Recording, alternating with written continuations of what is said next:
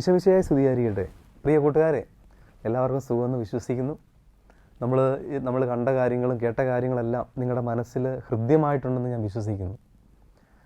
ഇതൊരു നിമിത്തമായിട്ട്, തമ്പുരാൻ്റെ ഇടപെടലായിട്ട് ഈ നിമിഷങ്ങളെ നമ്മൾ സ്വീകരിക്കുമ്പോഴാണ് ദൈവം നമ്മൾ ഇടപെടുന്നത്. ഞാൻ നിങ്ങളുടെ മുമ്പിൽ പറയുമ്പോൾ ഞാൻ വലിയ വാഗ്മിയോ അല്ലെങ്കിൽ ഞാൻ വലിയൊരു പ്രഭാഷകനോ അല്ലെങ്കിൽ ഞാൻ വലിയ ധ്യാനഗുരു ഒന്നൊന്നുമല്ല. കർത്താവ് നമ്മളുടെ ഉള്ളിൽ ബോധിപ്പിക്കുന്ന കാര്യങ്ങൾ നിങ്ങളുടെ മുമ്പിൽ ഷെയർ ചെയ്യുന്ന ഒരു ദാസനെന്ന് മാത്രമാണ് എനിക്ക് പറയാനുള്ളത്. അപ്പോൾ എളിമയോടെ നമ്മുടെ വചനങ്ങൾ പരസ്പരം അങ്ങോട്ടും ഇങ്ങോട്ടും പറയുന്ന ദൈവിക കാര്യങ്ങൾ നമ്മൾ സ്വീകരിക്കുമ്പോഴാണ് കർത്താവിൻ്റെ വചനം നമ്മളിൽ ഫലം ഉളവാക്കുന്നത്. പ്രിയ സഹോദരങ്ങളെ, എനിക്ക് ഇന്ന് നിങ്ങളോട് പറയാൻ ആഗ്രഹിക്കുന്ന വചനം ശരിക്കും മനുഷ്യൻ്റെ ജീവിതത്തിൽ മനുഷ്യൻ ഫേസ് ചെയ്യുന്ന ഏറ്റവും വലിയൊരു ഭാരം എന്താണ്, അതിനെക്കുറിച്ചാണ്. നമുക്കറിയാം, നമ്മളെല്ലാം ഭാരം ചുമക്കുന്നവരല്ലേ. ഭാരം ചുമക്കുക എന്ന് പറയുന്നത് എന്താണ്? നമുക്ക് താങ്ങാൻ പറ്റാത്ത, നമ്മുടെ നാച്ചുറൽ ലൈഫിൽ നിന്ന്, നോർമൽ ലൈഫിൽ നിന്ന് വ്യത്യസ്തമായിട്ട് നമ്മൾ എന്തൊക്കെയോ ക്യാരി ചെയ്ത് നടക്കുമ്പോഴല്ലേ ഭാരം ചുമക്കുന്നവരാണെന്ന് പറയപ്പെടുന്നത്. നമുക്കറിയാം, നമ്മുടെ അനുദിന ജീവിതത്തിൽ ചുമക്കേണ്ട ഭാരങ്ങൾ നമുക്ക് ചുമക്കാതിരിക്കാൻ പറ്റുകയില്ല. പക്ഷേ നമ്മൾ ചുമക്കേണ്ടാത്ത ഭാരങ്ങൾ ചുമക്കുന്നതാണ് യഥാർത്ഥത്തിലുള്ള വേദന എന്ന് പറയുന്നത്, അല്ലേ? നമ്മൾ ചുമക്കേണ്ടാത്ത കാര്യങ്ങൾ, നമുക്ക് പറ്റിക്കൂടാത്ത കാര്യങ്ങൾ നമ്മുടെ ജീവിതത്തിലേക്ക് വരുമ്പോഴാണ് നമ്മൾ ഇരട്ടി ഭാരം അനുഭവിക്കുന്നത്. ഇതേപോലെ നിങ്ങൾ ചിന്തിക്കുക, നമ്മുടെ ജീവിതത്തിൽ എന്തെങ്കിലും ഇരട്ടി ഭാരങ്ങൾ വഹിക്കുന്നവരാണ് നമ്മൾ. അപ്പോൾ ഇതേ ഇരട്ടി ഭാരങ്ങൾ വഹിച്ച് അവസാനം തൻ്റെ ഭാരം വേറെ ഒന്നുമല്ല, ആ ഭാരം തന്നെയായിരുന്നു ദൈവത്തിൻ്റെ സ്നേഹത്തിൽ തന്നെ അകറ്റിയെന്ന് തിരിച്ചറിഞ്ഞ ഒരു വ്യക്തി ബൈബിളിലുണ്ട്. ആ വ്യക്തിയെക്കുറിച്ച് നിങ്ങൾ പറയാൻ ആഗ്രഹിക്കുന്നത് അത് വേറെ ആരുമല്ല, ലൂക്കായുടെ സുവിശേഷം 19-ാം അധ്യായം 1-ാം വാക്യം മുതൽ പറയുന്ന സക്കേവൂസ്. നമുക്കറിയാം, ഇന്നത്തെ ലോകത്തിൻ്റെ സ്റ്റാൻഡേർഡ് എന്താണ്? മനുഷ്യൻ അക്സെപ്റ്റ് ചെയ്യുന്ന ഒരു സ്റ്റാൻഡേർഡ് എന്താണ്? You should be a man of rich, അല്ലേ? അല്ലെങ്കിൽ ഒരു വെൽത്തി ആയിട്ടുള്ള ഒരു മനുഷ്യനായിരിക്കണം. ഒപ്പം തന്നെ നീ ഒരു സ്കിൽഡ് ലേബർ ആയിരിക്കണം, അല്ലേ? ഈ രണ്ട് യാഥാർത്ഥ്യങ്ങളും ആർക്കുണ്ട്? സക്കേവൂസിനുണ്ട്. പക്ഷെ അദ്ദേഹത്തിന് അതുകൊണ്ട് ജീവിതം പൂർണ്ണമായോ? ഇല്ല. അദ്ദേഹത്തിൻ്റെ ഉള്ളിൽ എന്തോ ഒരു ഭാരമുണ്ട്. അദ്ദേഹത്തിന് ഒരിക്കലും ആരോടും പറയാൻ പറ്റാത്ത ഒരു വേദന അദ്ദേഹത്തിൻ്റെ ഉള്ളിലുണ്ട്.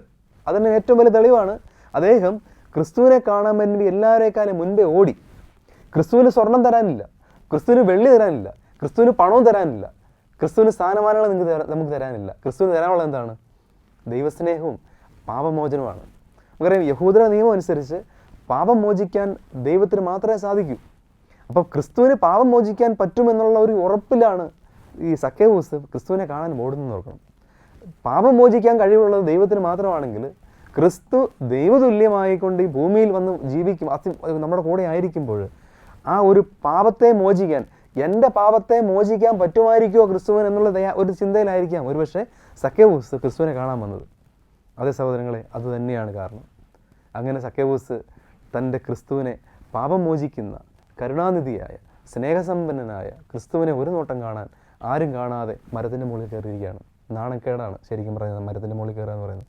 അറിയാം, ഒരു സ്കിൽഡ് ലേബറും ധനികനായ മനുഷ്യൻ എല്ലാവരുടെ മുമ്പിൽ മരത്തെ വലിഞ്ഞ് കയറണമെങ്കിൽ നിസ്സാര ആഗ്രഹമൊന്നും ആയിരിക്കത്തില്ലല്ലോ. ഇത്രമാത്രം ആഗ്രഹത്തിലുള്ള ക്രിസ്തുവിനെ കാണാൻ കാത്തിരിക്കുന്ന സക്കേവൂസ് ഒരുപക്ഷെ ഇലയൊക്കെ മറച്ച് വെച്ച് ക്രിസ്തു എന്നെ കാണരുതെന്ന് വിചാരിച്ചായിരിക്കും ക്രിസ്തുവിനെ ഇദ്ദേഹം കാണാൻ നോക്കുന്നത്. പക്ഷെ നമുക്കറിയാം, ഉള്ളിലുള്ള ദാഹത്തെ തിരിച്ചറിഞ്ഞ ദൈവം അത്രമാത്രം നമുക്കറിയാം, ക്രിസ്തുവിൻ്റെ ജനാരവത്തിൻ്റെ നടുവിലൂടെ ക്രിസ്തു നടന്നു വരികയാണ്. അപ്പം ഒത്തിരി പേരുണ്ട് കൂടെ. പക്ഷേ സിക്കമോർ മരത്തിൻ്റെ ചുവട്ടിലെത്തിയപ്പോൾ ബ്രേക്ക് ഇട്ടതുപോലെ ക്രിസ്തു അവിടെ നിൽക്കുകയാണ്. എന്തുകൊണ്ട്? പാവപ്പെട്ട ഒരു മനുഷ്യൻ്റെ ഭാരം, ആ ഭാരം വഹിച്ച് ജീവിക്കുന്ന മനുഷ്യൻ്റെ ഭാരം ഇറക്കുവാൻ ക്രിസ്തുവിന് മാത്രമേ സാധിക്കത്തുള്ളെന്ന് ക്രിസ്തുവിന് അറിയാമായിരുന്നു. അങ്ങനെ ഈ മരത്തിൻ്റെ ചുവട്ടിൽ നിൽക്കുന്ന ക്രിസ്തു സക്കേവൂസ് എന്ന് പേര് വിളിക്കുകയാണ്. സക്കേവൂസ് ഞെട്ടിക്കാണ്. കാരണം ഒരിക്കൽ പോലും സക്കേവൂസിൻ്റെ പേര് ഈ മനുഷ്യൻ ദൈവം അറിഞ്ഞു കാണത്തില്ല ക്രിസ്തു. പക്ഷെ എന്നിട്ടും പേര് ചൊല്ലി വിളിക്കുമ്പോൾ സക്കേവൂസ് ഹൃദയത്തിൽ മന്ത്രിച്ചു, ഇത് വേറെ മനുഷ്യൻ, ഇത് എൻ്റെ ദൈവം തന്നെയാണ്, എൻ്റെ പാപം മോചിക്കാൻ ഇവന് മാത്രമേ സാധിക്കുകയുള്ളൂ തിരിച്ചറിഞ്ഞ് സക്കേവൂസ് ഈശോ എന്താ പറഞ്ഞ്, സക്കേവൂസ് നീ വേഗം ഇറങ്ങി വരിക, എനിക്ക് നിൻ്റെ വീട്ടിൽ താമസിക്കണം എന്ന് ഓർക്കണം.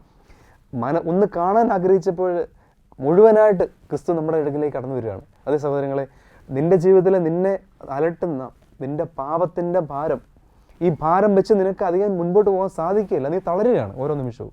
അപ്പം ഈ പാപത്തെ ഇറക്കി വയ്ക്കുവാൻ നിൻ്റെ മുമ്പിൽ, ക്രിസ്തുവിൻ്റെ മുമ്പിലേക്ക് നീ ഒന്ന് കടന്നു ചെന്നാൽ ക്രിസ്തു നിന്നെ തേടി വന്നിരിക്കും, നിൻ്റെ കൂടെ നിന്നിരിക്കും.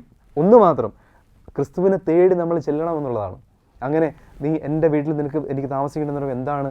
ഇവൻ പാപമാണ് പേരിക്കൊണ്ട് നടന്നതിന് ഏറ്റവും വലിയ തെളിവ് ജനങ്ങൾ വിളിച്ചു പറഞ്ഞു. എന്താണ്? നാണമല്ലേ ദൈവം ഇന്ന് ഈ പാപിയുടെ വീട്ടിൽ അതിഥിയായിട്ട് എന്തിനാണ് താമസിക്കുന്നതെന്ന് ജനങ്ങൾ പറയാണ്, മുദ്ര കുത്തുകയാണ്. സമൂഹത്തിന് മുൻപിൽ നമ്മളെ ആരെങ്കിലും പാപി എന്ന് ആരെങ്കിലും വിളിക്കുമോ?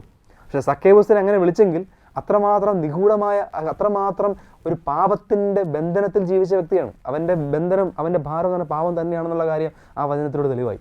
അങ്ങനെ ആ പാപത്തെ, തൻ്റെ പാപാവസ്ഥയെ തിരിച്ചറിഞ്ഞ ക്രിസ്തു ആ പാപത്തെ വകവയ്ക്കാതെ ആ മനുഷ്യനിലുള്ള, അവൻ്റെ ഉള്ളിലുള്ള നന്മയും ദൈവത്തെക്കുറിച്ചുള്ള ദാഹത്തെയും കണ്ടുകൊണ്ട് സക്കേവൂസിനെ സ്നേഹിക്കുന്ന കർത്താവ് അന്ന് പറഞ്ഞൊരു വചനമുണ്ട്, ഇന്ന് ഈ ഭവനത്തിന് രക്ഷ വന്നിരിക്കുന്നു. അത് സഹോദരങ്ങളെ, നമ്മുടെ പാപങ്ങളും ഭാരങ്ങളൊക്കെ നമുക്ക് ഇറക്കി വയ്ക്കാം. ഇറക്കി വെച്ച് അവൻ്റെ കൂടെ ആയിരിക്കുമ്പോൾ ഈശോ നമ്മളെ നോക്കി പറയുന്നത് എന്താണ്? ഇന്ന് ഈ ഭവനത്തിന് രക്ഷ വന്നിരിക്കുന്നു. ദൈവം നമ്മെ അനുഗ്രഹിക്കട്ടെ. പിതാവിൻ്റെയും പുത്രൻ്റെയും പരിശുദ്ധാത്മാവിൻ്റെ നാമത്തിൽ.